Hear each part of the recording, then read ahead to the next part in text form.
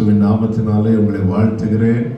உங்கள் மத்தியிலே கர்த்தருடைய ஊழியத்தை செய்யும்படி தேவன் பாராட்டின அவருடைய கிருபைகளுக்காக நான் ஆண்டவரை ஸ்தோத்திரிக்கிறேன். கர்த்தர் நல்லவர். ஆமென். கர்த்தர் நல்லவர். நம் தேவன் பெரியவர் என்று பாடினோம். பெரியவரை ஆராதிப்பது எனக்கு கிடைத்த பாக்கியம் சொல்றவங்க சத்தம் ஆமென் சொல்லுங்க. கர்த்தருக்கு மகிமை உண்டாவதாக. ஒரே ஒரு பாடலை நாம் சேர்ந்து பாடிவிட்டு நாம் கர்த்தருடைய வார்த்தையை கேட்க போகிறோம். கர்த்தர் நம்மோடு கூட பேசுவாராக. இருக்கிற இடத்துல அப்படியே கண்களை மூடி. Thank you Lord. யாக்கோபின் தேவன் என் தேவன், எனக்கென்றும் துணையவரே, என்னாலும் நடத்துவாரே. யாக்கோபின் தேவன் என் தேவன், எனக்கென்றும் துணையவரே, என்னாலும் நடத்துவாரே. பாடுங்க. யாக்கோபின் தேவன், யாக்கோபின் தேவன் என் தேவன், எனக்கென்றும் துணையவரே, என்னாலும் நடத்துவாரே. ஏதும் இல்லை என்ற கவலை இல்லை, துணையாளர் என்னை விட்டு விலகவில்லை. ஏதும் இல்லை என்ற கவலை இல்லை, துணையாளர் என்னை விட்டு விலகவில்லை. சொன்னதை செய்திடும் தகப்பனவர், சொன்னதை செய்திடும். கைகளை உயர்த்தி சொல்லுவோம். நம்புவேன் இறுதி வரை, நம்புவேன் இறுதி வரை, நம்புவேன் இறுதி வரை, நம்புவேன் இறுதி வரை. யாக்கோபின் தேவன் என் தேவன், எனக்கென்றும் துணையவரே, என்னாலும் நடத்துவாரே. யாக்கோபின் தேவன் என் தேவன், எனக்கென்றும் துணையவரே, என்னாலும் நடத்துவாரே. கைகளை உயர்த்தி சொல்லுவோமா? என் ஓட்டத்தில் நான் தனிமையில்லை, நேசித்தவர் என்னை வெறுக்கவில்லை. பாடுங்க. என் ஓட்டத்தில் நான் தனிமையில்லை, அவரே நேசித்தவர் என்னை வெறுக்கவில்லை. தகப்பன் வீட்டில் கொண்டு சேர்த்திடுவார், தகப்பன் வீட்டில் கொண்டு சேர்த்திடுவார். நம்புவேன் இறுதி வரை, நம்புவேன் இறுதி வரை, நம்புவேன் இறுதி வரை, நம்புவேன் இறுதி வரை. யாக்கோபின் தேவன் என் தேவன், எனக்கென்றும் துணையவரே, என்னாலும் நடத்துவாரே. யாக்கோபின் தேவன் என் தேவன், எனக்கென்றும் துணையவரே, என்னாலும் நடத்துவாரே. தாழ்த்தி அர்ப்பணிக்கிறோம். ஆண்டவரே, எங்களுக்கு என்றும் துணையாக இருக்கிறவரே, என்னாலும் நடத்துகிறவரே, உமக்கு ஸ்தோத்திரம். எங்க கூட பேசுங்கப்பா. மீட்பர் நாமத்தில் பிதாவே, ஆமென். ஹல்லேலூயா. வேதத்தை எடுத்துக்கொள்வோம். 1 பேதுரு 2வது அதிகாரம். 1 பேதுரு 2வது அதிகாரம் அதனுடைய 21வது வசனத்தை ஒருத்தங்க சத்தமா வாசிங்க. 1 பேதுரு 2:21. இதற்காக நீங்கள் அழைக்கப்பட்டும் இருக்கிறீர்கள், ஏனெனில் கிறிஸ்துவும் உங்களுக்காக பாடுபட்டு நீங்கள் தம்முடைய அடிச்சுவடுகளை தொடர்ந்து வரும்படி உங்களுக்கு மாதிரியை பின் வைத்து போனார். அல்லேலூயா. மாலை வேளையிலே நாம் கொஞ்ச நேரம் கர்த்தருடைய வார்த்தையை கேட்க போகிறோம். ஆண்டவராகிய இயேசு கிறிஸ்து இந்த பூமியில கிருபையாய் இறங்கி வந்தார், வாழ்ந்தார், மரித்தார், மரணத்தை ஜெயித்தார், உயிரோடு எழுந்தார், எடுத்துக்கொள்ளப்பட்டார், பிதாவின் வலது பார்சத்திலே உட்கார்ந்திருக்கிறார். இன்றும் அவர் நமக்காக பரிந்து பேசிக் கொண்டிருக்கிறார். அவர் வந்து வாழ்ந்து மரித்து போனார் என்பது அல்ல, அவருடைய ஒவ்வொருவரும், அதாவது அழைக்கப்பட்ட ஒவ்வொருவரும் அந்த நித்தியத்தை போய் அடையும்படியாகவும் அவரோடு கூட சிங்காசனத்தில் உட்காரும்படியாகவும் வேண்டிய அடிச்சுவடுகளை அவர் வைத்து போயிருக்கிறார். எப்படிப்பட்டவர்களும் இயேசுவினிடத்தில் வரலாம் எனதான் அவர் அழைத்தார். வருத்தப்பட்டு பாரம் சுமக்கிறவர்களே, குறிப்பிட்ட பாரம் அல்லது குறிப்பிட்ட கூட்டம் அப்படி அவர் அழைக்கவில்லை. எல்லாரும், நீங்கள் எல்லாரும் என்னிடத்தில் வாருங்கள். யாருனாலும் வரல. இயேசுகிட்ட வந்தவங்க எல்லாம் பார்த்தா வேத பாரகரால் அக்செப்ட் பண்ண முடியல, பரிசேயரால் அக்செப்ட் பண்ண முடியல. சகையுவ இயேசு பெயர் சொல்லி அழைத்ததுமே அவர் ஃபாலோ பண்ண கூட்டத்தார் அவரே தப்பா பார்க்க ஆரம்பிச்சார். ஆவியாகிய ஸ்திரீ அவர் பாதத்தில் அமர்ந்து முத்தமிட்டதும் அவருக்கு விருந்து கொடுத்த சீமோன் இயேசுவே தப்பா பார்க்க ஆரம்பிச்சார். இப்படிதான் இருந்தது. ஆனா இயேசுவினிடத்தில் வந்தவர்கள் எப்படிப்பட்டவர்கள் வரலாம், ஆனால் வந்தவர்கள் எப்படி வாழ வேண்டும் என்று அவர் ஒரு அடிச்சுவடை வைத்தார். இதுதான் கிறிஸ்தவ வாழ்க்கை, கிறிஸ்டியன் லைஃப். நாம் அழைக்கப்பட்டவர்கள், நாம் தேவனால் தெரிந்தெடுக்கப்பட்டவர்கள், தேவனால் முன்குறிக்கப்பட்டவர்கள். நாம் எந்த அடிச்சுவடுகளை பின்பற்றி கொண்டிருக்கிறோம்? நமக்கென்று ஒரு ஓட்டத்தை கர்த்தர் நியமித்திருக்கிறார். அவரை பின்பற்றுகிறவர்கள், அவரால் அழைக்கப்பட்டவர்கள் தம்முடைய அடிச்சுவடுகளை தொடர்ந்து வரும்படி உங்களுக்கு மாதிரியை பின்வைத்து போனார்.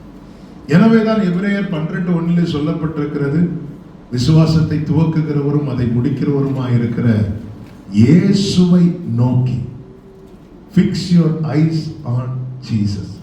இயேசுவை நோக்கி.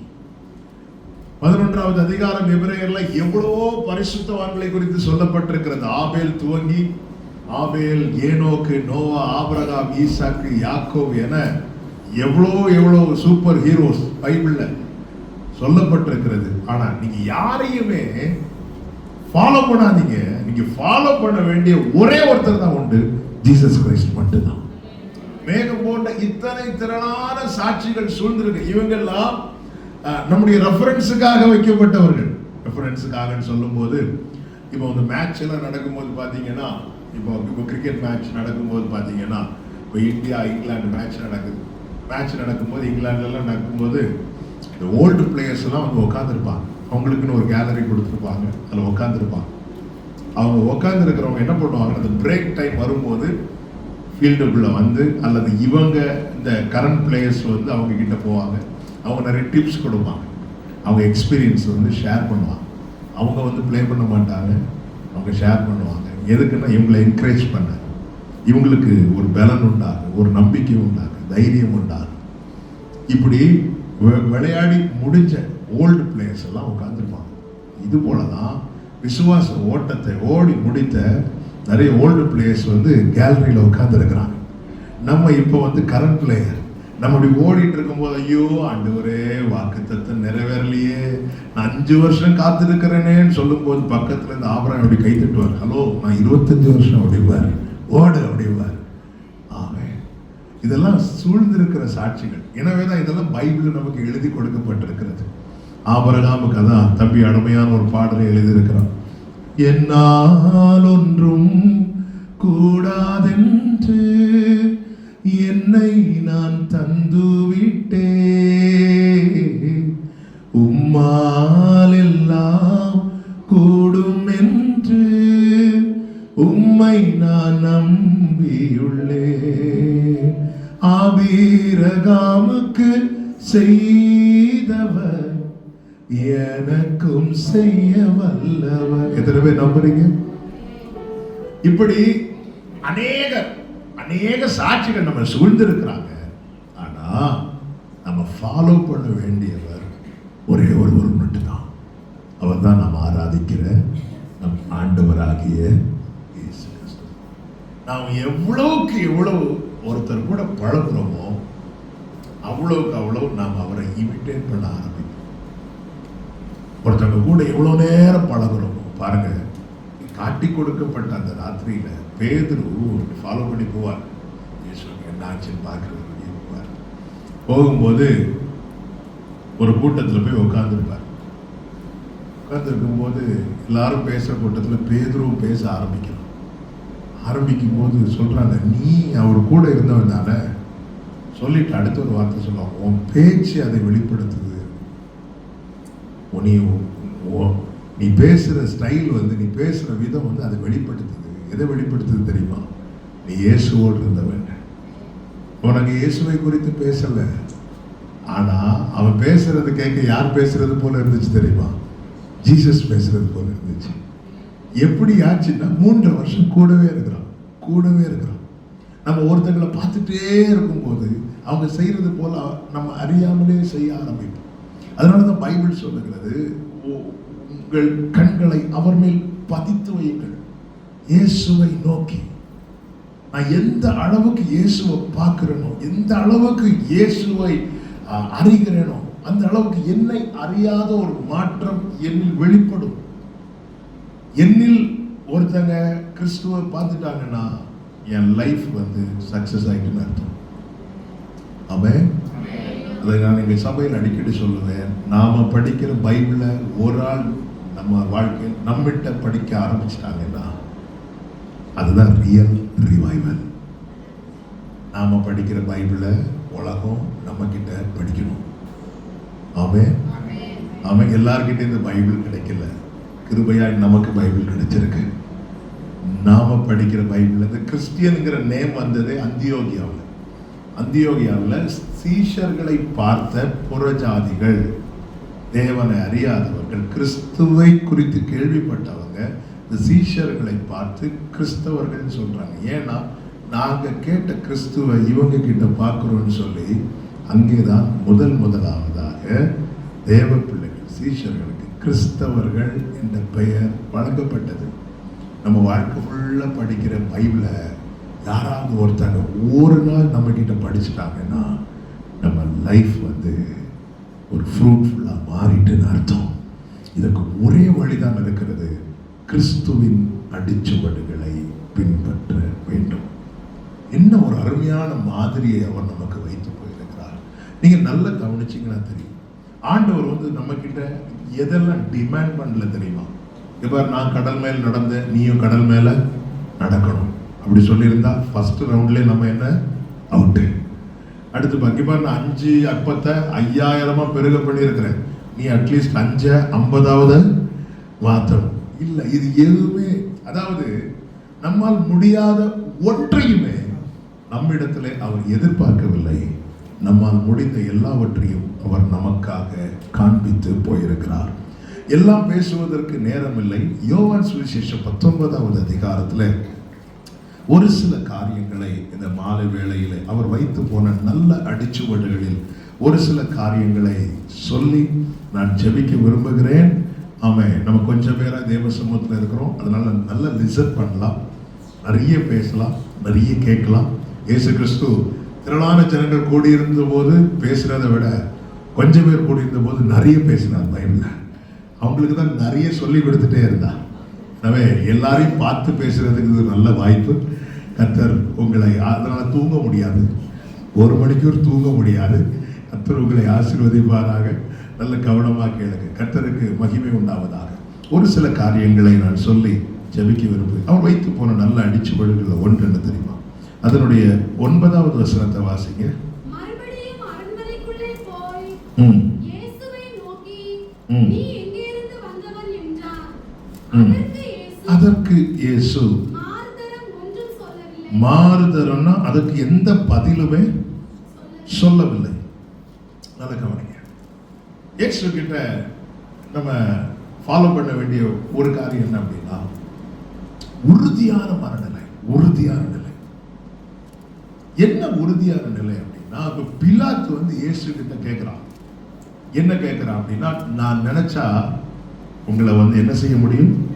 விடுதலையாக்க முடியும். இதுதான் கான்வர்சேஷனுடைய ஒரே லைன்ல சொல்லணும்னா, அதனால இயேசு கிட்ட கேட்டுட்டே இருக்கிறான். பிலாத்துக்கு இயேசு சிலுவையில் அறைய வைக்கணும்னு விருப்பம் இல்லை. ஏன்னா பிலாத்துவின் மனைவி வேற சொல்லிட்டாங்க. ரெக்கமெண்டேஷன் வந்து வெரி ஸ்ட்ராங்கா இருக்கு. மனைவி என்ன சொல்லிட்டாங்கன்னா, நான் அவர் நீதிமானா இருக்கிறார், அவருக்கு எதுவும் பண்ணிடாதீங்க அப்படின்னு. இவர் வேற திரும்ப திரும்ப, அதனாலதான் எதுக்கு 40 சாட்டை அடி அடிக்க பெர்மிஷன் கொடுத்தார் அப்படின்னா, அந்த யூத சட்டம் என்னன்னா, ஒரு ஆளை 40 அடி அடிச்சுட்டாங்கன்னா அதுக்கப்புறம் லைஃப் லாங் அவங்களுக்கு தண்டனை கொடுக்க கூடாது. இதுதான் அந்த சட்டம். அதனால பிலாத்து என்ன பண்ணுவார் அப்படின்னா, 40 அடி. மற்ற 2 கல்லர்களுக்கு 40 அடி கிடையாது. அவங்க மரண தண்டனை நியமிக்கப்பட்டது. இவர் அந்த மரண தண்டனையிலிருந்து காப்பாற்றணுங்கிறதுக்காக 40 அடி அடிக்க அவர் அனுமதிக்கிறார். ஆனா அடிக்கிறவங்க எத்தனை அடி அடிக்கிறாங்க அப்படின்னா 39ஓட நிறுத்துறாங்க. ஏன் அப்படின்னா, இன்னும் ஒரு அடி இயேசு மேல விழுந்திருந்தா இயேசுவுக்கு மரண தண்டனை கிடைத்திருக்காது. இயேசுவுக்கு மரண தண்டனை கிடைக்கலன்னா நாம இப்படி கூடியிருக்க முடியாது. பிலாத்து நன்மை செய்யதான் நினைக்கிறான். எல்லாம் ரைட்டு தான். இங்க பிலாத்து அதனால இயேசு கிட்ட வந்து கேட்கிறான். எப்படி கேட்கிறான்? இங்க போய் ஏதாவது சொல்லு, நான் நினைச்சவனை காப்பாற்ற முடியும், ஏதாவது சொல்லு. இப்படி பேசும்போது இயேசு மாறுத்தரம் ஒன்றும் சொல்லவில்லை. நல்ல கவனமா கேளுங்க. இந்த சம்பவம் நடக்கிறதற்கு முந்தின இரவு இயேசு கெத்செமனே தோட்டத்துல போய் பிதா கிட்ட கெஞ்சுவார், அழுவார். என்ன சொல்லி? இந்த பாத்திரம் என்னை விட்டு நீங்க கொடுமானால் நீங்கும்படி செய்யும் அப்படி சொல்லிட்டு அவர் சத்தமிட்டு அழுதார் என்று எபிரேயர்ல சொல்லப்பட்டிருக்கு. அவருடைய வியர்வை வந்து ரத்தமா வருதான். வியர்வை எப்போ ரத்தமா வரும் அப்படின்னா, பிரஷர் வந்து ரொம்ப ஜாஸ்தியாகி சின்ன சின்ன நர்வ்ஸ் எல்லாம் வந்து உடையும் போதுதான் இப்படி வருமா. அப்போ அவ்வளோ பிரஷர் அவர் மேல. அவர் போய் தள்ளி உட்கார்ந்து வியாகுலப்பட ஆரம்பித்தார், துக்கப்பட ஆரம்பித்தார். பிதா கிட்ட 3 முறை கேட்கிறார். யூதருடைய பிரேயர் முறையில ஒன்று என்னன்னா, ஒரு காரியத்தை 3 தடவைக்கு மேல கேட்க மாட்டார். பவுல் பாருங்க, இந்த முள் என்னை விட்டு நீங்கும்படி நான் 3 தரம் ஜெபித்தேன் அப்படிங்கிறார். போயிருந்து ஜெபம் பண்றார். அவர் ஜெபிக்கும் போது சும்மா கேட்கல, ஆண்டவர் உங்க சித்தம் நிறைவேறட்டும் மொட்டையா சொல்லல, அவருடைய விருப்பத்தை முதல்ல சொல்றார். என்ன விருப்பம்? என்னை விட்டு நீங்க கூடுமானா நீங்கும்படி செய்யும். நீங்கிற நல்லா இருக்கும். இருந்தாலும் அவர் பிதாவுக்கு பிரியமான குமாரன் அல்லவா, ஆகிலும் என் சித்தப்படி அல்ல உங்க சித்தப்படி. 3 முறை ஜெபம் பண்ணி பார்க்கிறா. அப்பொழுது ஒரு தூதன் வந்து பலப்படுத்தினான் என்று சொல்லப்பட்டிருக்கிறது. அவர் புரிந்து கொண்டார், இதில் பானம் பண்ணுவது பிதாவின் சித்தம். இப்போ அவர் பிதா கிட்ட கேட்ட காரியத்தை யார் ஆஃபர் பண்றா தெரியுமா? பிலாத்து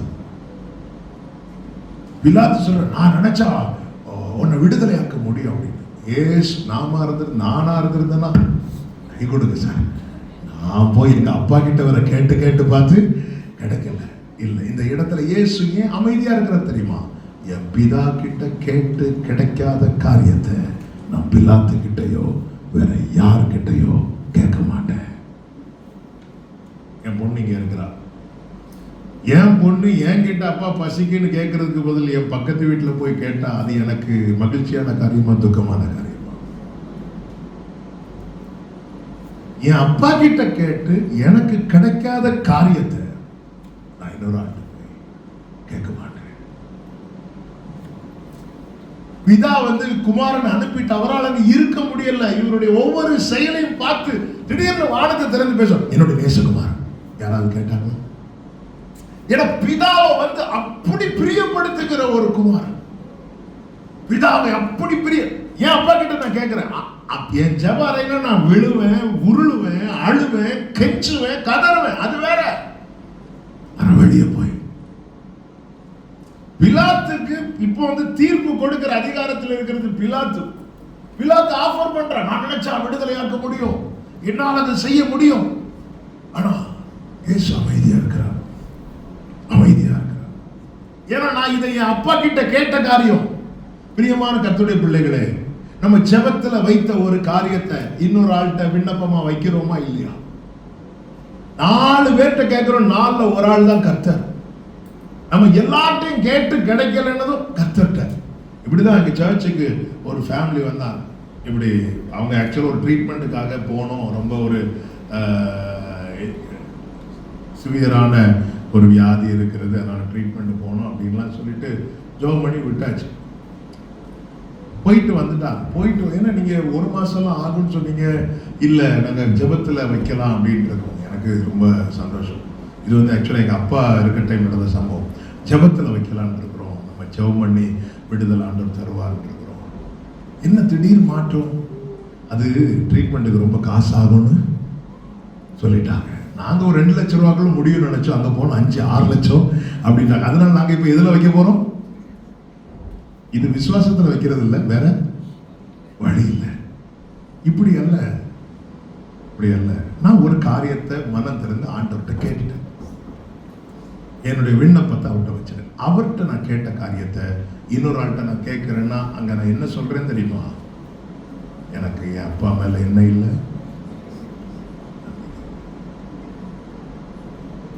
ஒரு ஆள்கிட்ட நான் கேட்டுட்டு அதே ரிக்வெஸ்டை நான் இன்னொருத்தங்க கிட்ட வைக்கிறேன்னா இந்த ஆள் மேல எனக்கு என்ன இல்லை? நம்பிக்கை. நம்முடைய பல ஜெபங்கள் அர்த்தமற்றதா போனதுக்கு காரணத்துல ஒண்ணு, ஜெபிக்கும் போது எல்லாத்தையும் சொல்றோம், ஜெபத்தை முடிச்சுட்டு எல்லார்ட்டையும் சொல்றோம். ஜெபிக்கும் போது எல்லாத்தையும் சொல்றோம், ஜெபத்தை முடிச்சுட்டு எல்லார்ட்டையும் சொல்றோம். ஆண்டவர்கிட்ட நான் கேட்ட காரியத்தை இன்னொருத்தர் கேட்ட, என் அப்பா கிட்ட, ஏன்னா அப்பா என்று அழைக்கும் புத்திர ஸ்வீகாரத்தை அவர் நமக்கு கொடுத்திருக்கிறார். இதை பரலோகம் கனப்படுத்தும், இதை பரலோகம் கனப்படுத்தும். எனக்கு ஒரு தகப்பன் இருக்கிறார். பாருங்க, பேதுரு யோவான் யாக்கோபை கூட்டிட்டு போறார். அங்க கூட்டிட்டு போயும் அப்பா கிட்ட கேட்கும் போது அவங்களை விட்டு கொஞ்சம் தள்ளி போய் ஒரு கல்லறியும் தூரத்துல, ஒரு கல்லறியும் தூரத்துலன்னு சொல்லப்பட காரணம் அப்படின்னா அவர் கேட்கறது இவங்களுக்கு என்ன ஆகாது, கேட்காது. ஓய், நான் என் அப்பா கிட்ட என்ன கேட்கிறேன் அப்படின்னு எனக்கு என் அப்பாவுக்கு மட்டும்தான் தெரியும். கேட்டுட்டு வந்துட்டார். வந்துட்டு அதுக்கப்புறம் பிடிக்க வராங்க, அவரை பிடிக்க வராங்க, அவர் கேட்கல. இப்ப பிலாத்துவே அந்த கூட்டத்திலேயே பெரிய ஆளு பிலாத்து. பிலாத்து சொல்றான், நான் நினைச்சா அவனை விடுவிக்க முடியும். இயேசு அமைதியாயிட்டார், அமைதியாயிட்டார். ஏன்? இந்த காரியத்தை நான் என் அப்பா கிட்ட வச்சிருக்கிறேன், என் பிதா கிட்ட வச்சிருக்கிறேன். பிரியமான கர்த்தருடைய பிள்ளைகள், நமக்கு 1000 தேவைகள், 1000 விண்ணப்பங்கள் இருக்கிறது. ஆண்டவர்கிட்ட வைக்கிறோம். நான் என் ஆண்டவரை நம்புறேன் என்பதின் அடையாளம், என் ஆண்டவர்கிட்ட நான் கேட்ட ஒரு காரியத்தை இன்னொருத்தவங்க கிட்ட கேட்க மாட்டேன். ஆபிரகாமை பாருங்க, ஆதியாகமம் 14வது அதிகாரத்துல ஒரு பெரிய ஜெயம் ஆபிரகாம் மூலம் சோதோமுக்கு கிடைக்கல. உடனே சோதோமின் ராஜா என்ன பண்றான் அப்படின்னா, அநேக பொருட்களை எல்லாம் எடுத்துக்கொண்டு ஆபிரகாமை எதிர்கொண்டு வருகிறார்.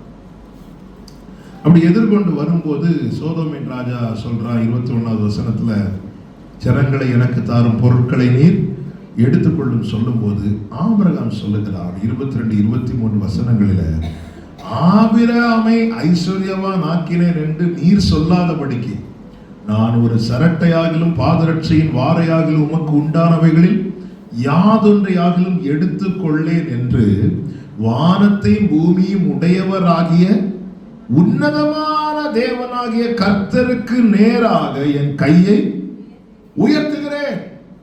சோதோமின் ராஜா நினைச்சா நம்ம கொடுக்கும் போது ஆபிரகாம் இப்படி நீட்டுவான் அப்படின்னு நினைச்சான்.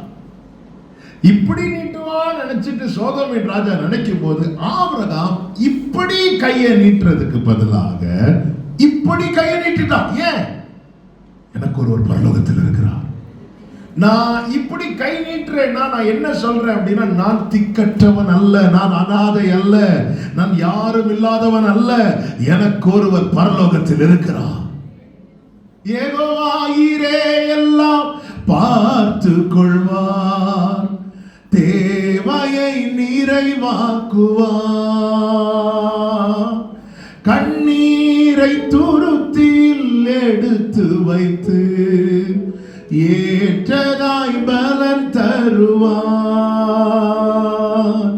அந்நாளை களிப்பாய் மாற்றினவர் என்னையும் மாற்றிடுவார். நீங்க நல்ல கவனிங்க. ஆபிரகாமை ஐஸ்வர்யவனாக்கினேன் என்று சொல்லி சொல்லாதபடிக்கு நான் ஒரு பாதரட்சை எடுக்க மாட்டேன்னு சொல்லிட்டு ஆபிரகாம் இப்படி ஓய்த்துட்டு, அடுத்த அதிகாரம் 1-2 வசனங்களை நீங்க பாத்தீங்கன்னா ஆண்டவர்கிட்ட போய் ஃபைட் பண்ணோம். எனக்கு என்ன ஆண்டவரை தருவீர், எனக்கு என்ன தருவீர் ஆண்டவரே. ஆண்டவர் சொல்ற, நான் உனக்கு கேடகம் மகாபரி பலனுமார், எனக்கு என்ன தருவீர் ஆண்டவரே, நான் பிள்ளை ஏற்றிருக்கிற ஆண்டவரே, எனக்கு ஒண்ணு இல்லை ஆண்டவரே. எங்க போய் கெஞ்சுறான், எங்க போய் முறையிடுறான் பாருங்க. ஆனா சோதோமின் ராஜாக்கு முன்னாடி போய் நின்று எல்லாம் இருக்கிறது போல. ஏன்னா நான் எதை ஆண்டவர்கிட்ட கேட்கிறேனோ, ஆண்டவர்கிட்ட கேட்கணும்னு வச்சிருக்கிறேனோ, அதை நான் இன்னொருத்தருக்கு முன்னாடி ஓப்பனே பண்ணல அப்படின்னா அந்த இடத்துல நான் ஆண்டவரை கனம் பண்ணுகிறேன். ஒருத்தங்கிட்ட ஒரு காரியத்தை செய்ய சொல்லிட்டோம், அவங்க செய்யறேன்னு சொல்றாங்க, இன்னொருத்தங்க ஓடி வராங்க உங்களுக்கு ஏதாவது செய்யணுமான்னு சொல்லும் போது நம்ம என்ன சொல்லுவோம், அந்த முதல்ல நம்ம செய்ய சொன்ன அந்த நபர் மேல நமக்கு நம்பிக்கை இருந்தா, இல்ல அவங்க செய்யறேன்னு சொன்னாங்க சொல்லுவோம் இல்லையா? அவங்க செய்யறேன்னு சொன்னாங்க. அதை எதை வச்சு சொல்றேன்னா, அவங்க மேல இருக்கிற நம்பிக்கை, அவங்க மேல இருக்கிற கனம்.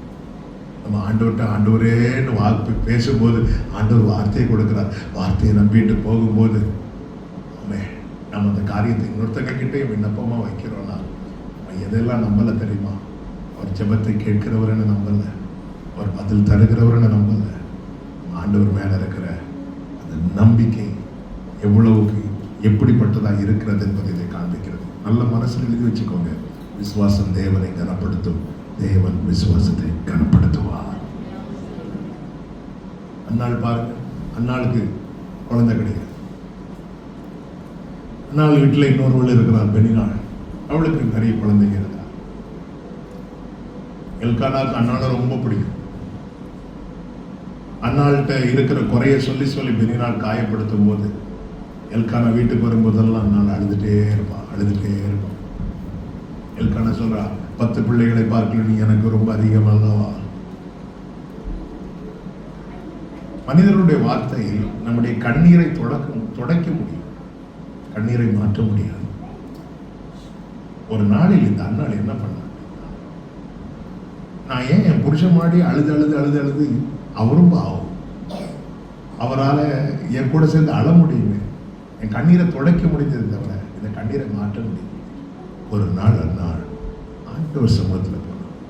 அங்கே ஏலியும் இருந்தார். புருஷன் அழுதாச்சு. நம்ம ஒன்று புருஷன் அழுவோம், மனைவிட்டு அழுவோம், அடுத்த நேரம் பாஸ்டர் அழுவோம். ஆனா இந்த அண்ணா நேர சமூகத்துல போய் வேதம் சொல்லுகிறது, அவள் மனம் கசந்து அழுதாள். ஏலி அவள் உதடை கவனித்துக் கொண்டிருந்தாள். ஏன்னா ஏதோ வாய் மட்டும் அசைது.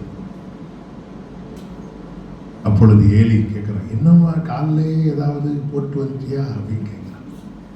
கேட்கும்போது அண்ணாள் சொல்லுகிறாள், என் இருதயத்தை அவருடைய சமூகத்துல ஊட்டினேன். அதன் அர்த்தம் என்ன? நான் என்ன ஊட்டினேன் அப்படின்னு ஏலிக்கு கூட தெரியாது. ஆண்டவர்கிட்ட சொல்லிட்டே இருக்கிறான், நீங்க எனக்கு ஒரு ஆண் பிள்ளையை கொடுத்தாலும் உமக்கென்று வளர்ப்பேன். கதறான், கண்ணீர் வடிக்கிறான். உடனே ஏலி சொல்றார், உன் வேண்டுதல் படி கர்த்தர் உனக்கு தருவார். அடுத்த வார்த்தையில வேதம் சொல்லுகிறது, அதன் பிறகு அவள் துக்க முகமாய் ஏன் இருக்கல? உடனே அவளுக்கு கிடைச்சிட்டா? இல்ல. ஏன்னா இதை நான் யார்கிட்ட சொல்லிட்டேன்? அவர்கிட்ட சொன்னதுக்கு அப்புறம் நான் துக்க முகமா இருக்கிறேன்னா அதன் அர்த்தம் என்ன? எனக்கு அவர் மேல நம்பிக்கை இல்லை. நான் ஜெபம் பண்ணதுக்கு அப்புறம் வேதம் என்ன சொல்லுகிறது? நீங்கள் ஒன்றுக்கும் கவலைப்படாமல் எல்லாவற்றையும் ஸ்தோத்திரத்துடனே கூடிய ஜெபத்தினாலும் வேண்டுதலினாலும் தேவனுக்கு தெரியப்படுத்துங்கள். அப்பொழுது உங்களுக்கு எல்லாம் நடக்கணும் இருக்கு பைபிள்ல இல்ல. எல்லா புத்திக்கு மேலான தேவ சமாதானம் நம்முடைய இருதயத்தை ஆட்கொள்ளும். அந்த சமாதானம் அவருடைய இருதயத்தை ஆட்கொண்டதுனாலதான் அவர் எழுந்து தூங்கி கொண்டிருந்த பேதுரு, யோவான், யாக்கோபு, ஓகே எல்லாரும் எழும்புங்க, முடிச்சு வாங்க போலாம். தெளிவு, உறுதி. என்ன உறுதி தெரியுமா? அப்பா கிட்ட கேட்ட காரியம். இந்த எலிசாவின் வேலைக்காரனும் சூனேம் வீட்டுக்கு போறாங்க. அவ பாக்குற எப்படி ஒரு ஊழியக்காரங்க வராங்க, இவங்களை நம்ம ஆனர் பண்ணு சொல்லிட்டு வீட்டுக்கு மேல ஒரு ரூம் கட்டி டேபிள் போட்டு கட்டில் போட்டு இங்க வரும்போது இங்க தங்கிக்கோங்கன்னு சொல்லி கொடுக்குறாங்க. பைபிள்ல அந்த சம்பவம் நமக்கு தெரியும்.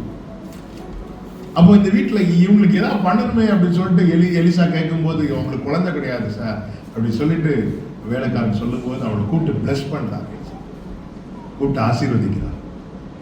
உற்பவ காலத்திட்டத்தில் உனக்கு ஒரு குமாரன் இருப்பான் என்று சொல்லி ஆசீர்வதிக்கும் போது ஓகே, அதே போல ஒரு குமாரன் பிறக்கிறான். அவன் கொஞ்சம் வளரும் போது அவனுக்கு திடீர்னு ஒரு தலைவலி வருது. அவன் என்ன செய்கிறான்னா மரித்து போகிறான். அவன் அப்படியே தூக்கி எலிசாவின் ரூம்ல அந்த கட்டில படுக்க வச்சுட்டு ஓடி வரான். நல்ல கவனிங்க. ஓடி வரும்போது பர்வதத்திலே எலிசா உட்கார்ந்து இருக்கிறான், கர்த்தருடைய மனுஷன். தூரத்துல அவன் வரத எலிசா பார்த்து கூட இருக்கிற வேலைக்காரன் சொல்றாரு, அவ ஓடி வரா, அவன் சுகந்தானா, நல்லா இருக்கிறாளா, பையன் நல்லா இருக்கிறானா, போய் கேட்டுட்டு வா அப்படின்னு சொல்லிட்டு இவன் அனுப்பி விடுறான். 2 ராஜாக்கள் 4வது அதிகாரத்துல 26வது வசனம் 27வது வசனத்தை பாருங்க. 26, 27 வசனம். நீ அவளுக்கு எதிர்கொண்டு ஓடி நீ சுகமா இருக்கிறாயா, அந்த பிள்ளை சுகமா இருக்கிறதா என்று அவளிடத்தில் கேளண்டா. அதே போல அவன் போய் கேட்கும் போது அவன் என்ன பண்றான்? நாங்க ரொம்ப எப்படி இருக்கிறோம்? சுகமாட்டா இருக்கிறாங்க. பையன் அங்க மரித்து இருக்கிறான். இவன் ஓடி வர பர்வதத்தில் இருக்கிற எலிசா கிட்ட இந்த இன்ஃபர்மேஷனை, இந்த விஷயத்தை விண்ணப்பமா வைக்கணும்னு ஓடி வரான். ஓடி வரும்போது இடையில ஒருத்தன் வந்து கேட்கிறான், எப்படி இருக்கிறான் அந்த பையன், எப்படி இருக்கிறான், நீங்க எப்படி இருக்கிறீங்க? இவன் ரொம்ப நல்லா இருக்கிறோம் சொல்லிட்டு அடுத்த வசனத்தை பாருங்க. தேவனுடைய மனுஷனிடத்தில் வந்து அவன் காலை பிடித்துக் கொண்டாள். கேயாசி அவளை விலக்கிவிட வந்தான்.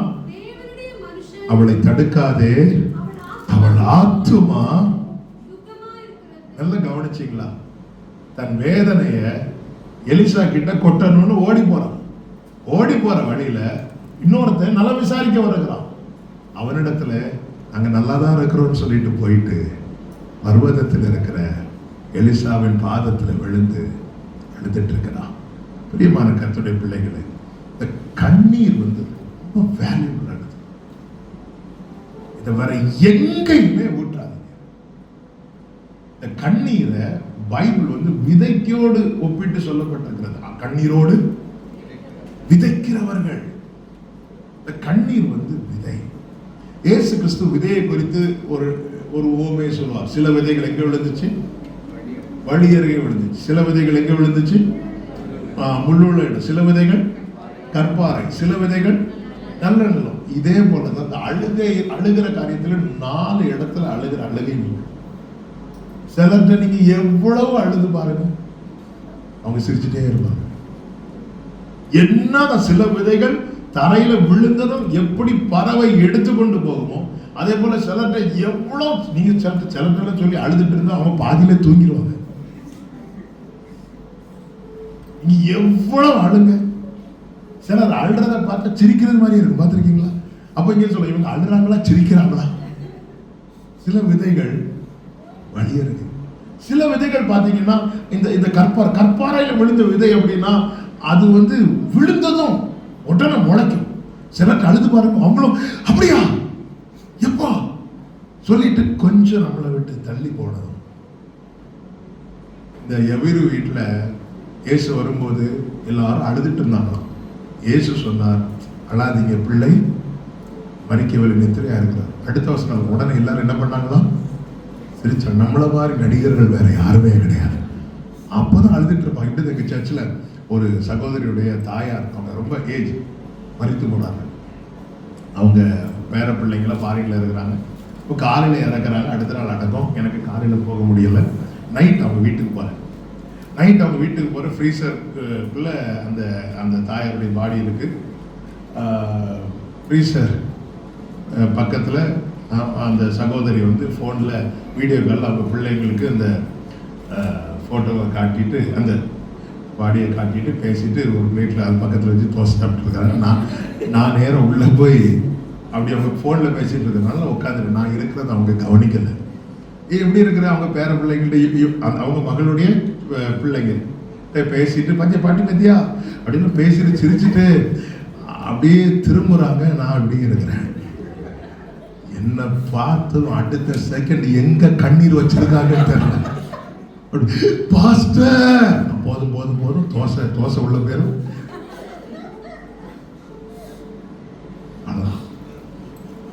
அவங்களுக்கு இவங்களுக்கு ரொம்ப வயசாச்சு, ஓகே. ஆனா அடுத்த செகண்ட் ஆளு ரோல் மாறுது பாருங்க. நம்மளும் இப்படிதான். நிறைய பேர் எத்தனை சில நியூஸ் எல்லாம் பார்த்துட்டு நமக்கு ஒண்ணுமே ஓட மாட்டேங்குது சொல்லிட்டு அடுத்த ஹோட்டலில் போய் சாப்பிட்டுட்டு இருக்கோம். ஆனா எவீர் வீட்டுல பிள்ளை சாகல, நித்திரையா இருக்கிறாரு சொல்லும் போது எவீர் சிரிக்கலையே. ஏன்னா எவீருக்கு வலி வேற, மற்றவங்க வலி வேற. நம்முடைய வலியில பங்கெடுக்க 1000 பேர் வருவாங்க. நம்முடைய வலியை உணர்றதுக்கு யாருக்கும் முடியாது. சில விதைகள் கற்பார் அப்படிதான். சில நேரத்தில் பாருங்க, ஒட்டனை வருவாங்க. எல்லாம் அப்படிதான். ஒட்டனை நாங்க இருக்கிறோம், உங்களுக்கு ஒண்ணு, நாங்க இருக்கிறோம், நீங்க இருப்பீங்க, நாங்க என்ன பண்றதுக்கு? சில விதைகள் அப்படிதான். ஒட்டனை வந்து எல்லாம் வருவாங்க.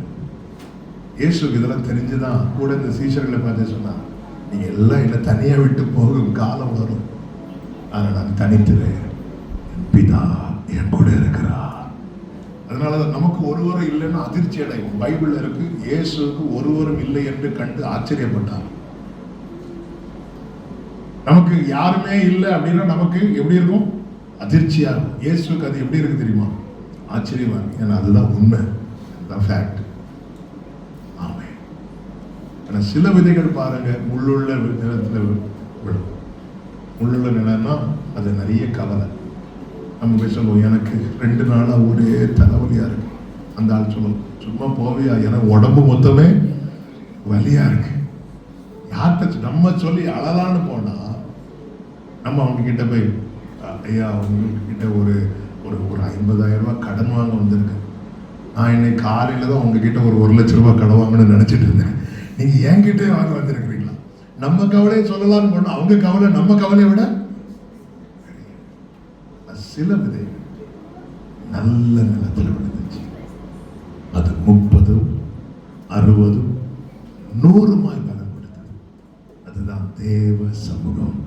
தேவ சமூகத்திலே விழுகிற ஒவ்வொரு சொட்டு கண்ணீரும் அவருடைய பாட்டில் அவர் எடுத்து வைத்திருக்கிறார். ஆமென் சொல்லுங்க பார்க்கலாம். ஹல்லேலூயா. யோசேப்பு பாருங்க, குழியில தூக்கி போட்டப்போ சகோதரன் அழுதான், கெஞ்சனான். கண்ணீருக்கு பதிலே இல்லாம போயிட்டு. ஆனா ஃபியூச்சர்ல யோசேப்பின் சகோதரர்கள்லாம் வந்து தங்கள் ஒவ்வொரு காரியத்தை பேசும்போது யோசேப்புக்கு அழுக வந்துச்சு. பைபிள் அழகா இருக்கு. யோசேப்பு அழுகிறதற்கு இடம் தேடி போய், ஏன் சகோதரர்கள் முன்னாடி அழ வேண்டியதானே? இல்லை, இந்த கண்ணீர் எங்க விழுந்தா பலன் கொடுக்கும்னு அவருக்கு தெரியும். அழுகிறதற்கு இடம் தேடி போய் அழுதுட்டு வெளியே வரும்போது எப்படி வராராம்? முகத்தெல்லாம் தொடச்சிட்டு வராரு. உங்களுக்கு அழுணும்னு தோணுச்சுன்னா கதவை பூட்டிட்டு அப்பான்னு சொல்லி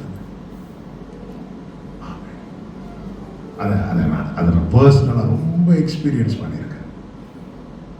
ஒரு பாடலை ஆண்டவர் சில ஆண்டுகளுக்கு முன்னால் கொடுத்தார். நான் கண்ணீர் சிந்தும் போது என் கண்ணே என்றவரே, நான் பயந்து நடுங்கும் போது பயம் வேண்டாம் என்றவரே, நான் உன்னோடு இருக்கின்றேன் என்றவரே,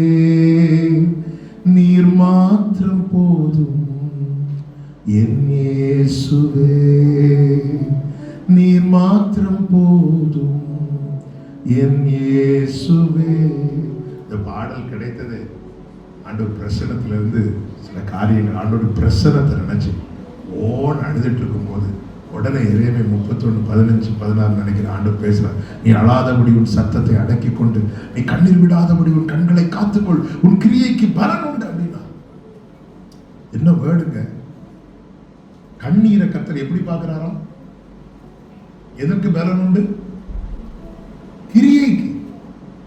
ஆண்டவர் சமூகத்தில் அழுதா அதை ஒரு ஒர்க் ஆண்டவர் கன்சிடர் பண்ணி எழுதுறார். உன் கிரியை, உன் கிரியைகளை அறிந்திருக்கிறேன்.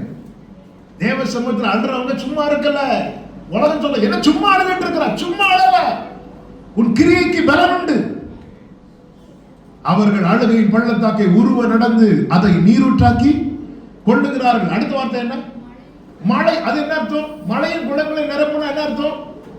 நாளது இந்த பள்ளத்தாக்கை நிரப்ப முடியாது. பரலோகம் எனக்கு சப்போர்ட் பண்ணுது. மழையை கர்த்தர் அனுப்புகிறார். புரியும்படி சொல்றேன். லாசரு மரித்தான், மரியாள் அழுதான். முதல் நாள் கல்லறை கிட்ட ஓடி போய் அழுறா, மாற்றம் இல்லை. இரண்டாவது நாள் கல்லறை கிட்ட ஓடி போய் அழுறா, மாற்றம் இல்லை. மூன்றாவது நாள் கல்லறை கிட்ட ஓடி போய் அழுறா, மாற்றம் இல்லை. நாலாவது நாள் ஓடி போய் அழுறா. இப்போ அவ அழுத போது வேதம் சொல்லுகிறது, இயேசு கண்ணீர் விட்டா, மாற்றம் வந்துட்டு.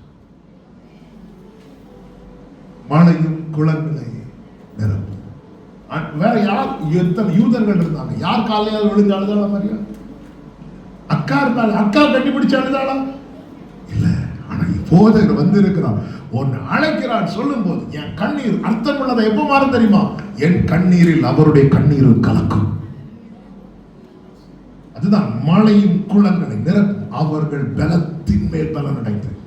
அழுதவங்களை வீக்கான பர்சன் சொல்லி உலகம் சொல்லும், பரலோகம் சொல்லும் அவங்க தான் ரொம்ப ஸ்ட்ராங்கான பர்சன். யாக்கோபு போராடினான், ஃபைட் பண்ணான், ரெஸ்லிங் பண்ணான், அப்படிதான் இருக்கு. ஆனா ஓசியா 12 நாள் எப்படி இருக்கு? அவன் அவரை நோக்கி அழுது கழிச்சினான். ஆண்டவர் சமூகத்துல இருந்து அழுறவன பரலோகம் எப்படி பார்க்க தெரியுமா? இவன் போராடுறான் அப்படி. அந்த போராட்டத்துல தான் இயேசு சர்ப்பத்தின் தலையை நசுக்கினான். ஆமென். உறுதியான மனநிலை. நேரம் அதிகம் போறதுனால ஒன்று ரெண்டு காரியத்தை கூட சொல்லி, இரண்டாவது ஒரு காரியத்தை நல்லா புரிஞ்சுக்கோங்க. அதனுடைய 10வது வசனத்தை வாசிங்க. யோவான் 19:10. அப்பொழுது பிலாத்து, நீ என்னோடு பேசுகிறது இல்லையா? உன்னை சிலுவையில் அறைய எனக்கு அதிகாரம் உண்டென்றும் உன்னை விடுதலை பண்ண எனக்கு அதிகாரம் உண்டென்றும் உனக்கு தெரியாதா என்றான். இயேசு பிரதியுத்தரமாக, பரத்திலிருந்து உமக்கு கொடுக்கப்படாதிருந்தால் என்மேல் உமக்கு ஒரு அதிகாரமும் இராது. கவனிச்சீங்களா? பிதா அனுமதிக்காமலும் அறியாமலும் ஒரு காரியமும் எனக்கு நேரிடாது. இதை நம்புறவங்க மட்டும் ஆமென் சொல்லுங்க. உலகமே எதிர்த்து வந்தாலும் தேவன் அறியாமலும் அனுமதிக்காமலும். ஆண்டவர் சொன்னா, ஒரு காசுக்கு 2 அடைக்கலான் குருவி, 2 காசுக்கு 5 அடைக்கலான் குருவிகள் அல்லவா? இவர்களில் ஒன்றாகிலும் அவருடைய சித்தம் இல்லாமல் கீழே விழாது. அநேக அடைக்கலான் குருவிகளை பார்க்கலும் நீங்கள் விசேஷித்தவர்கள். உங்கள் தலையில் உள்ள முடியெல்லாம் எண்ணப்பட்டிருக்கிறது. ஆண்டவருடைய பெர்மிஷன் இல்லாம நம்முடைய எல்லைக்குள்ளே சத்துருவால் வர முடியாது. யோபுவை பூமியை ஒழுங்கின்மையும் வெறுமையும் ஆக்கினவனுக்கு யோபுவின் வீட்டில் இருக்கிற ஒரு புல்லை கூட தொட முடியவில்லை. ஏன்? அவனே போய் சொல்றான், நீர் அவனையும் அவனுக்குண்டான எல்லாவற்றை சுற்றிலும் வேலி அடைக்கவில்லையோ. பிரியமான கர்த்தருடைய பிள்ளைகள், இன்னைக்கு அவங்க எதிராக எழும்புனாங்க, இவங்க அப்படி பண்ணாங்க, அவங்க இப்படி, யார் எப்படியும் பண்ணட்டும். இயேசு சொல்றார், என்ன சொல்றார்? என்னை உம்மிடத்தில் ஒப்பு கொடுத்தவனுக்கு அதிக பாவம் உண்டு. அதெல்லாம் இருக்கட்டும். ஆனா அவருக்கு ஒரு நிச்சயம் இருந்தது, ஒரு தெளிவு இருந்தது. என்ன தெளிவு இருந்தது தெரியுமா? பிலாத்துவோ, ஏரோதுவோ, அண்ணாவோ, காய்பாவோ, எத்தனை பேர் எழுப்பினாவோ அங்கிருந்து ஓகே சொல்லாம என் மேல யாருக்கும் ஒரு அதிகாரமும் இராது. எனவேதான் 3வது சங்கீதத்துல சத்துருக்கள் எவ்வளவாய் பெருகி இருக்கிறார்கள் சொல்லிட்டு தாவீது சொல்றார், படுத்துறங்கி மகிழ்வுடனே விழித்தெழு. எப்படிங்க தூக்கம் வந்துச்சு தாவீதுக்கு? ஏனெனில் கர்த்தர் என்னை ஆதரிக்கின்ற. அவருக்கு தெரியும் எத்தனை பேர் சுத்தி இருந்தாலும் ஆண்டவர் அனுமதிக்காம ஒரு தீங்கு அணுகாது. இரவின் பயங்கரமோ, பகலில் பறக்கும் அம்போ, இருளில் நடமாடும் கொள்ளை நோயோ, மத்தியானத்தில் பாழாக்கும் சங்காரமோ, துன்மார்க்கருடைய மறைவில் இருக்கிறவனை தொட முடியாது. உன் பக்கத்தில் 1000 உன் வலதுபுறத்தில் 10,000 விழுந்தாலும் அது அணுகாது. தேவன் அறியாமலும் தேவன் அனுமதிக்காமலும் இந்த தெளிவு இருந்துட்டு வைக்கல, நம்ம எல்லாவற்றையும் எதிர்கொள்வோம். ஹல்லேலூயா. இந்த சோதனையில் நான் அகப்படுவது தேவ சித்தம்னா அகப்பட்டுதான் ஆவேன். இந்த சோதனைக்கு நான் தப்புவது தேவ சித்தம்னா நான் தப்புவிக்கப்படுவேன். இந்த தெளிவு, அதனாலதான் ஒரு தேவ பிள்ளை எப்படி இருக்கணும், அவர் என்ன தப்புவியாம போனாலும் நாங்க அவரை தான் ஆராதிப்போம். அக்கினி சூளையை 7 மடங்கு அதிகமாக்குகிறான் நேபுகாத்நேச்சர். அந்த அக்கினி சூளை 7 மடங்கு அதிகமாக்குவதற்கு முன்னே ஆண்டவரால் அங்க வந்து இருக்க முடியும். அவர் வரல, நீ அதிகமாக்கு, என்ன வேணாலும் பண்ணு. ஆனா ஆண்டவர் என்ன டிசைட் பண்ணிட்டார்னா, இவங்களுடைய ஒரு முடி கூட கருக கூடாது டிசைட் பண்ணிட்டார். அக்கினி 7 மடங்கு அல்ல 70 மடங்கு அதிகமானாலும் கர்த்தர் இவனுக்கு ஒரு சேதம் வரக்கூடாதுன்னு முத்திரை போட்டுட்டார்னா ஒரு சேதமும் வராது. ஆமென். ஹல்லேலூயா. என்ன தெளிவுங்க! வரத்திலிருந்து உமக்கு கொடுக்கப்படாதிருந்தா ஒரு அதிகாரம். இவங்க என் சேலரியை பிடிச்சு வச்சிருக்கிறாங்க, இவங்க என் நன்மையை பறிச்சு வச்சிருக்கிறாங்க. என்னங்க, அவர் வடக்கை நோக்கி கொடு என்றும் தெற்கை நோக்கி வைத்திராத என்று சொல்லுகிறவர். அவர் சொல்ல ஆகும், அவர் கட்டளையிட நிற்கும். இறையாதை அமைதலார் அமைதலா இருக்கும், உண்டாகட்டுனா உண்டாகும். அப்படிப்பட்ட வல்லமை உடையவர். ஆமென். எல்லா அதிகாரம் அவருக்கு கீழே இருக்கிறது. ஆமென். இவன் நிலையற்ற சிங்காசனத்தில் பிலாத்து உட்கார்ந்து சொல்றான், நான் நினைச்ச அவனை விடுதலை பண்ண முடியும் தெரியுமான்னு சொல்லும் போது இவர் சொல்றார், நான் உன் சிங்காசனத்தை பார்த்து நிக்கல, நான் உன்னத சிங்காசனத்தை பார்த்து நிற்கிறேன். பரத்திலிருந்து ஒருவனுக்கு கொடுக்கப்பட்டால் ஒழிய நான் வாழ்ந்திருப்பது தேவ சித்தம்னா வாழ்ந்திருப்பதை யாருக்கும் தடுக்க முடியாது. நான் தாழ்ந்திருப்பது தேவ சித்தம்னா எத்தனை பேர் நினைச்சார் என்ன தூக்க முடியாது. இது சத்தியம், இது உண்மை.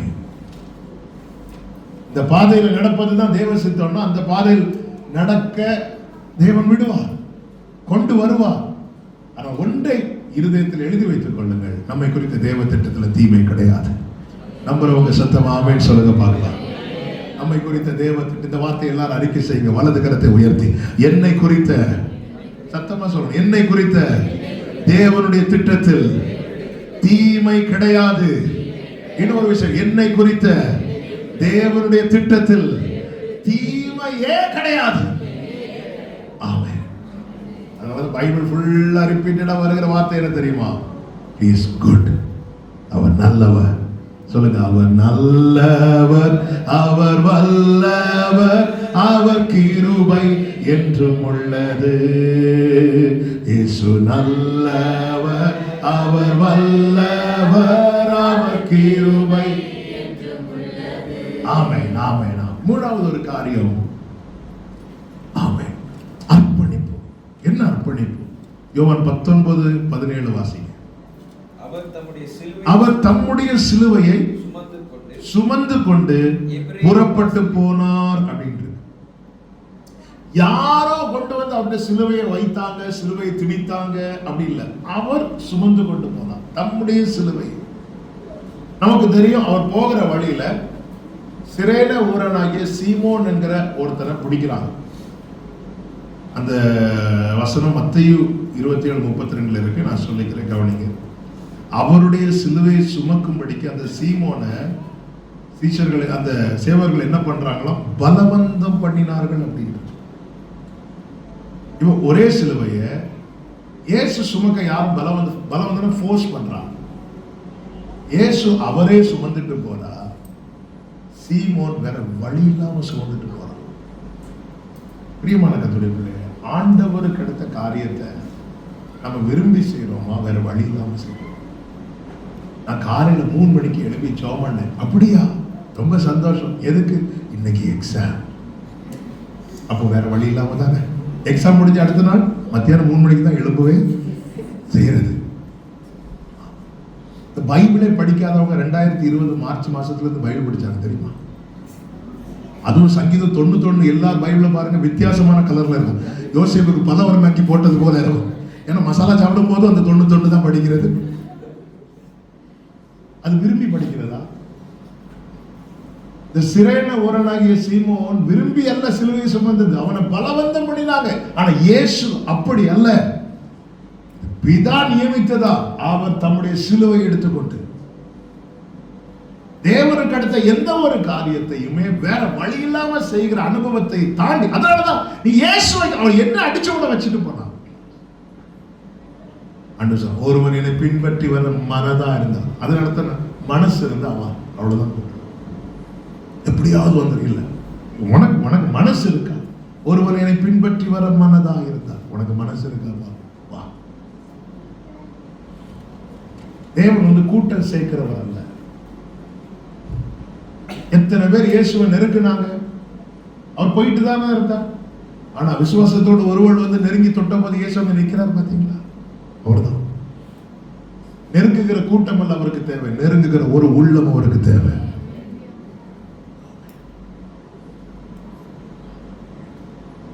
விரும்பி செய்யறோம், வேற வழி இல்லாம செய்யறோம்.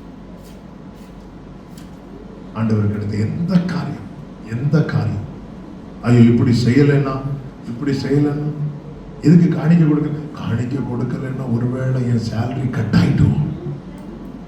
எதுக்கு நைட்டு ஜோம் பண்றீங்க? நைட்டு ஜோம் பண்ணலன்னா, அதாவது நம்முடைய எல்லா செட்டப்புமே விருப்பத்தோடு செய்யறதா மாத்திட்டோம்னு வைங்களேன், நம்ம சரியான ட்ராக்ல வந்துட்டோம்னு அர்த்தம்.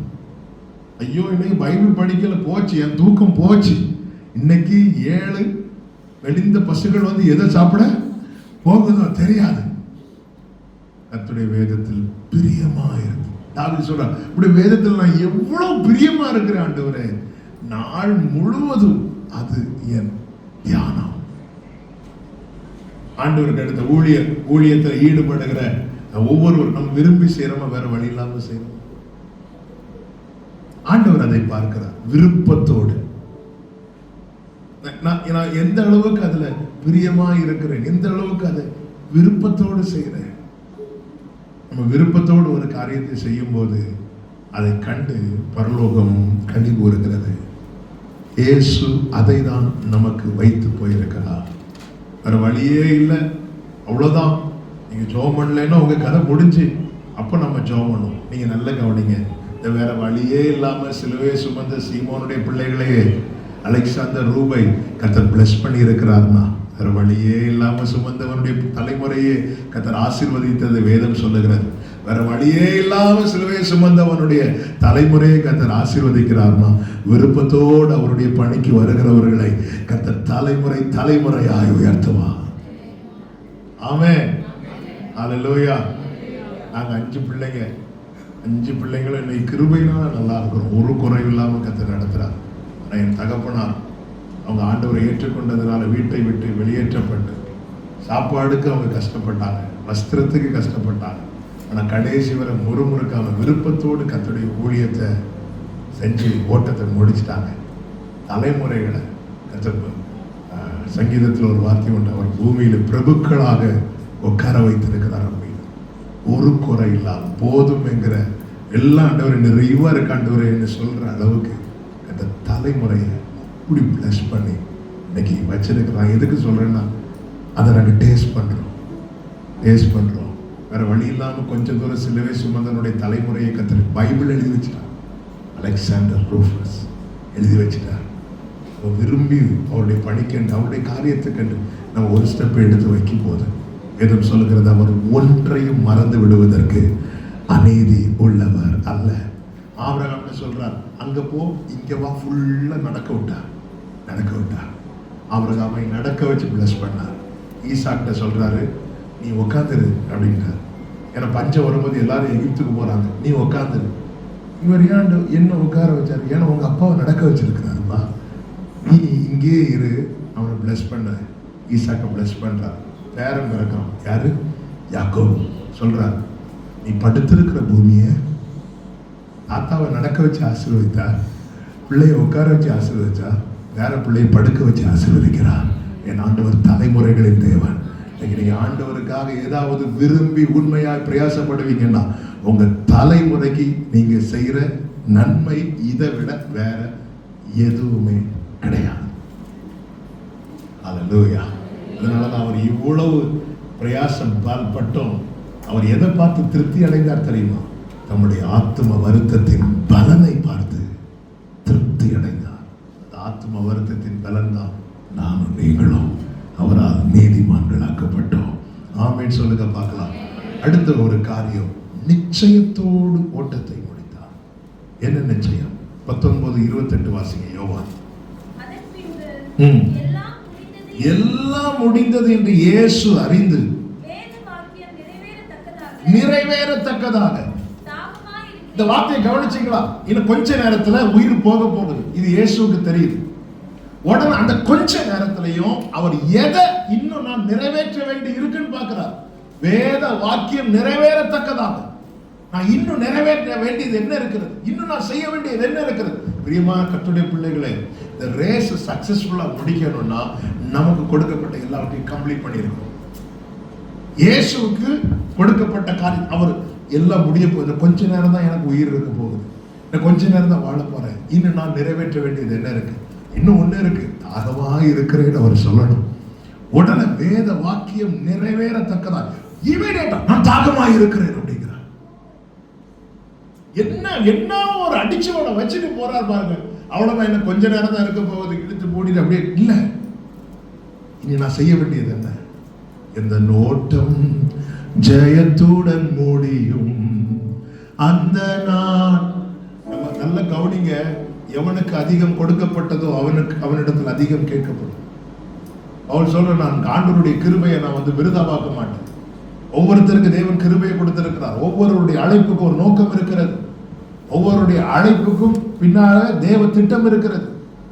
நமக்கு ஒரு நிச்சயம் இருக்கணும். என்னை கர்த்தர் எதற்காய் அழைத்தாரோ அந்த அழைப்பின் நோக்கம் என் வாழ்க்கையில் நிறைவேறிவிட்டது. அந்த நிச்சயம் இருந்ததுனாலதான் ஓட்டத்தை முடிக்கும் முன்னே தீமோத்தேயுக்கு அதை எழுதுறார். நல்ல போராட்டத்தை நான் போராடினேன், ஓட்டத்தை முடித்தேன், விசுவாசத்தை காத்துக்கொண்டேன். பேதுருவை பாருங்க, பேதுருக்கு ஒரு அசைன்மெண்ட் கர்த்தர் கொடுக்கிறார். என்ன அசைன்மெண்ட் சொல்லுங்க பார்க்கலாம்.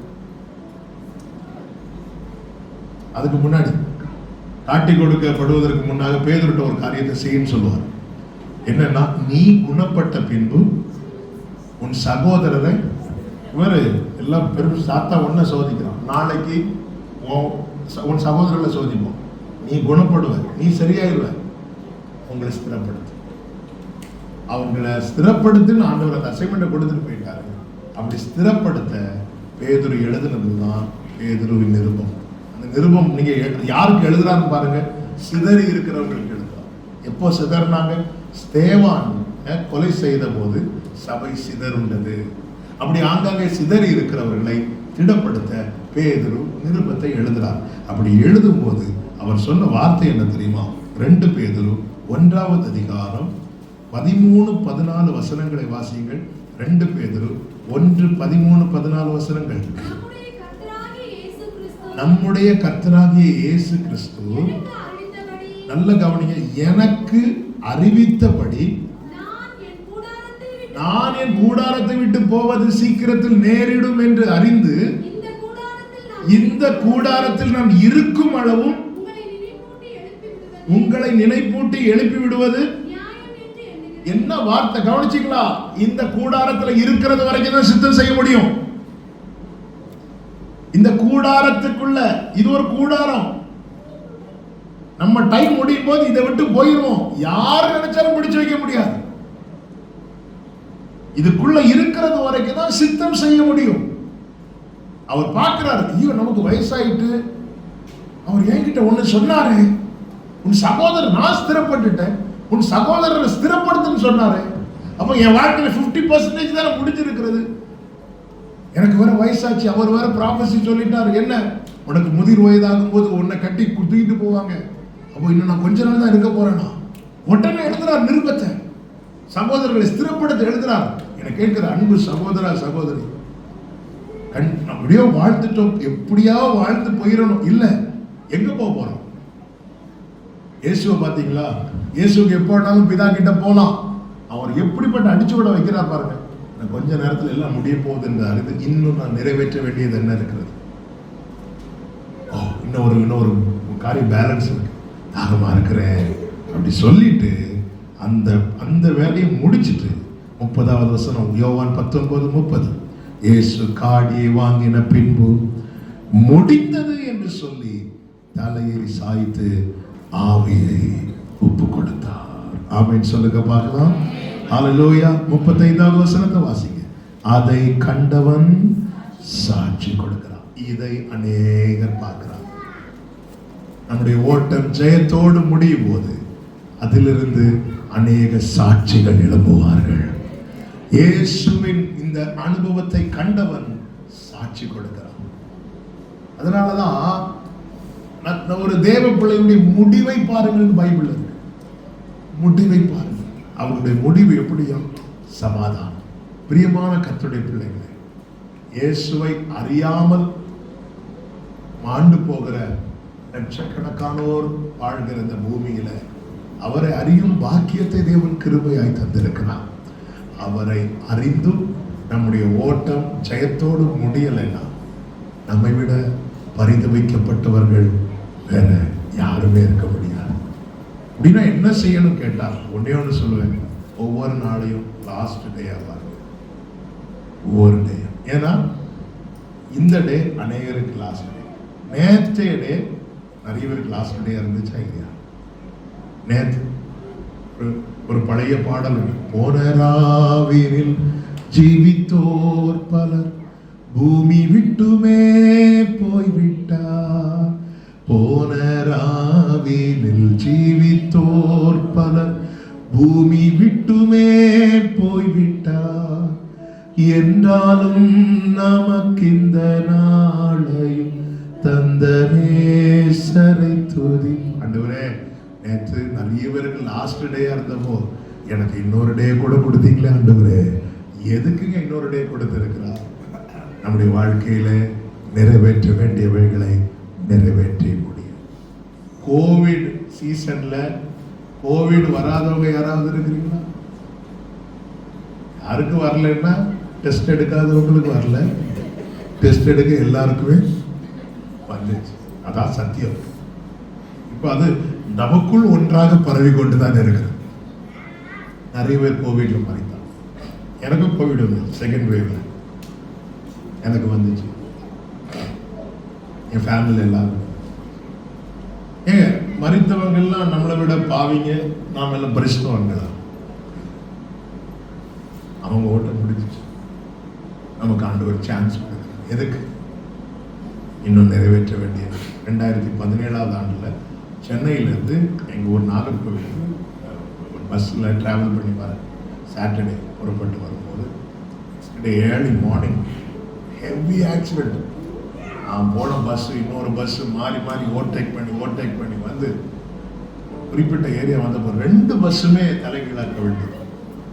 அந்த பஸ்ஸு லெஃப்ட் சைடு பள்ளத்தில் விழுந்துச்சு. நான் போன பஸ்ஸு ரோடு சென்டர்ல அப்படியே தலைகீழா. நான் வந்து lower பர்த்தில் படுத்துருக்கேன்.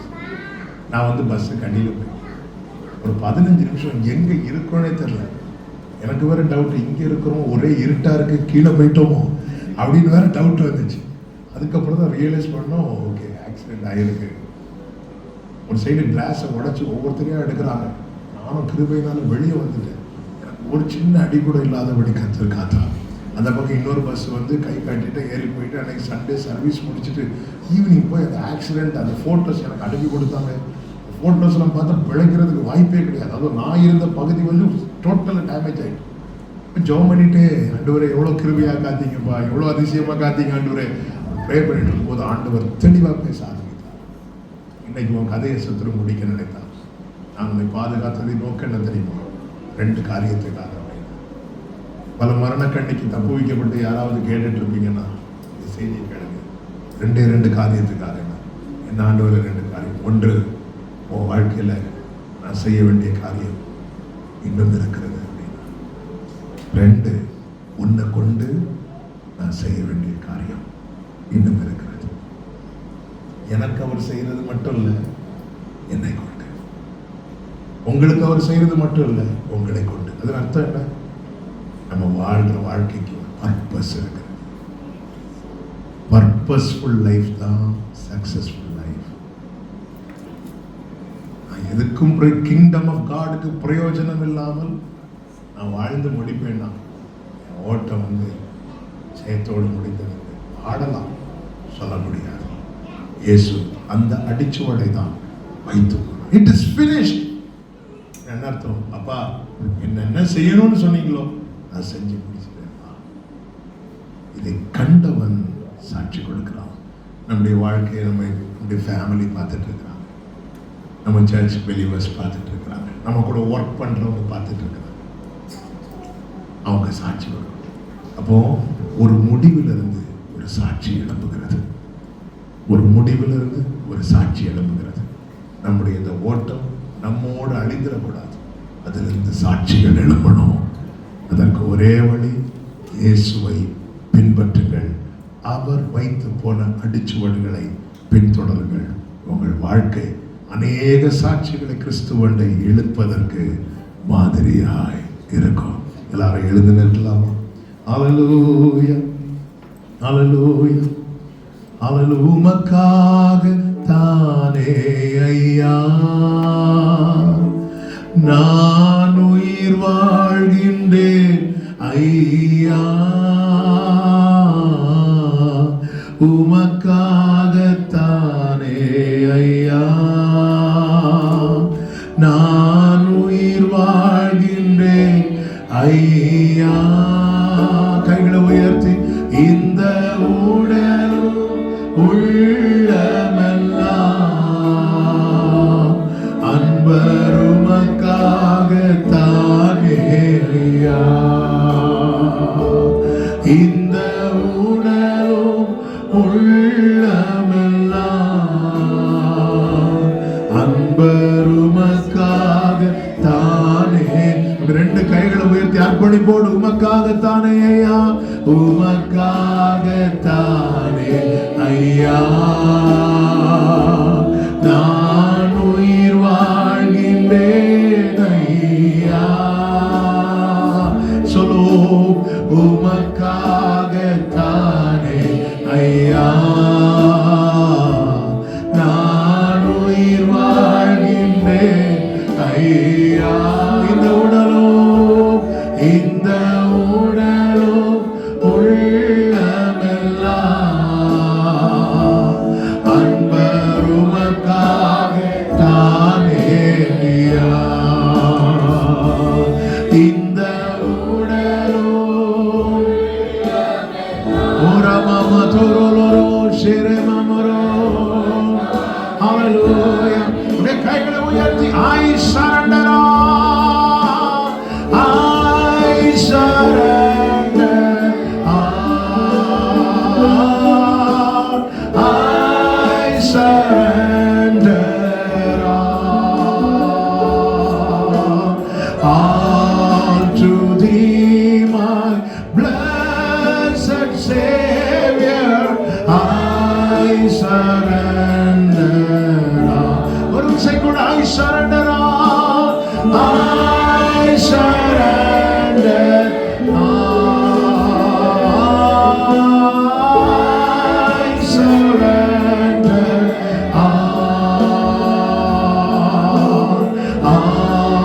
to thee, my blessed Savior. Hallelujah. All to thee, my blessed Savior, I surrender. அப்படியே வலது கரத்தை வானத்துக்கு நேராக உயர்த்தி, இடது கரத்தை இருதயத்தில் வைத்து, வேறு யாரையும் அல்ல ஆண்டவரே, உம்மையே முன்னிறுத்தி, உம்மையே முன்னிறுத்தி, உம்மையே முன்னிறுத்தி உம்முடைய அடிச்சுவடுகளை பின்பற்றி செல்ல கிருபை தாரும், கிருபை தாரும். ஆண்டவரே, நீ எவ்வளவு காலம் இந்த பூமியில எங்களை வச்சிருக்கிறீங்கன்னு தெரியாது. நாங்க எங்க ஓட்டத்தை முடிக்கும் போது இந்த ஒரு நிச்சயத்தோடு, இந்த ஒரு நிறைவோடு அவன் வேத வாக்கியம் நிறைவேறு. பிரியமானவர்களே, இந்த பைபிள்ல நமக்கு அவர் செய்ய போறதும் இருக்கு, நாம செய்ய வேண்டியதும் இருக்கு. இவ்வளவு பரிதாப நிலைமை என்னன்னா, எல்லாரும் வாக்குத்தத்தத்தை மட்டும் பார்த்துட்டு அண்டர்லைன் பண்ணிட்டு மூடி வச்சுட்டு போயிடாங்க. எந்த ஒரு மனுஷனை தேறினவனாய் நிறுத்துவதற்காக கொடுக்கப்பட்டதுதான் இந்த வேதம். இந்த வேதத்தின்படி நடக்கிற உத்தம மார்க்கத்தார், அவங்களதான் உத்தம மார்க்கத்தார் பைபிள் சொல்லுது. பைபிள் பார்க்கிறது அவர் நமக்கு என்ன செய்வார், அவர் நமக்கு என்ன செய்வார். அவருடைய அடிச்சுவடல நடக்க விரும்புறவன் கேட்பான், நான் என்ன செய்யணும் ஆண்டவரே, நான் என்ன செய்யணும் ஆண்டவரே. அப்பா, என் வாழ்க்கையில நான் எடுத்து வைக்கிற ஒவ்வொரு ஸ்டெப்லையும் உங்க காலடி இருக்கணும் ஆண்டவரே. நீங்க அந்த ட்ராக்ல நடந்திருக்கணும்ப்பா. நீர் நடக்காத, நீர் பயணிக்காத, நீர் பயணிக்க விரும்பாத பாதையில நான் பயணிக்காதபடிக்கு எனக்கு கிருபை தாரும், என்னை காத்துக்கொள்ள ஆண்டவரே. எத்தனை பேர் இந்த ராத்திரி வேளையில உண்மையா கேட்குறீங்க?